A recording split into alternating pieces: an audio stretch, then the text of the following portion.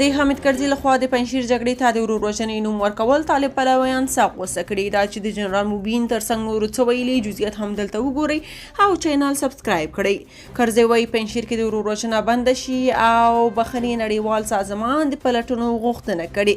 د افغانستان پخواني ولسمشر حامد کرزي په پنجشیر کې د وروستي تاوتریخوالي او جګړې په اړه ژوره اندېښنه څرګنده کړې او د طالبانو له حکومته یې غوښتي چې د ورور وژنې او وینې بهېدنې مخه دې ونیسي.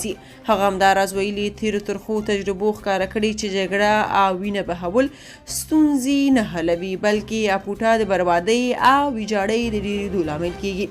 د کرزي د خبرو طالبان ساق غوسه کړي چې یو شمېر غبرګونونه یې دلته تاسو سره شریکو. جنرال مبین لیکلي کرزي که شرم درلودلی دغه تصویر یې بس مرګ و. زما د سر قاتل په مډال ورکولو نه شرمېده. هغه زیاته کړي مسعودوف ته ملي قهرمان او شهید ویل، د یاغیانو وژلو ته ورور وژنه ویل د طالبانو په شل کلنې مبارزې مستقیم تیری دی. دا سړی مهار کړي ګنې نورې نابلدې به هم ترې واورئ. بلال حقانی لیکلي د امیر المؤمنین امر دی په سر سترګو منو چې تا غوندې فاسق مرتد قاتل او وحشي ظالم ته یې امن درکړی. که نو ولا اعظم چې د اطاعت خبره نشي یوه دقیقه ژوندی پاتې نشي. ته د انسي شیطانانو سرلښکر تیر شوی یې. خپلې ماضي ته د فکر شته غوږوره. رحمت الله نړیوال کرزي ته په تیرو ټولو جرمونو اوفه وشوه اما د راتلونکي بغاوت اوفه نه ده ورته شوې.